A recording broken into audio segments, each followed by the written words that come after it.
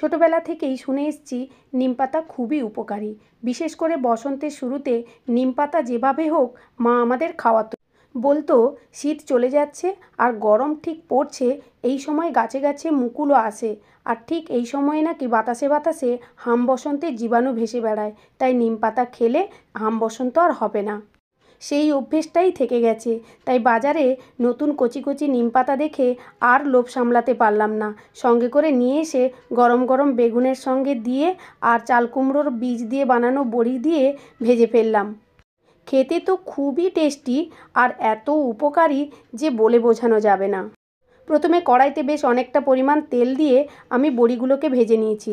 আপনারা চাইলে বড়ি নাও দিতে পারেন। এবার নিম পাতাগুলোকে তেলে দিয়ে সঙ্গে সঙ্গেই তুলে নিতে হবে, তাতেই কিন্তু নিম পাতাগুলো মুচমুচে হয়ে ভাজা হয়ে যাবে। এরপর ওই তেলেই কুচি কুচি করে কেটে রাখা বেগুনগুলোকে দিয়ে শুধুমাত্র নুন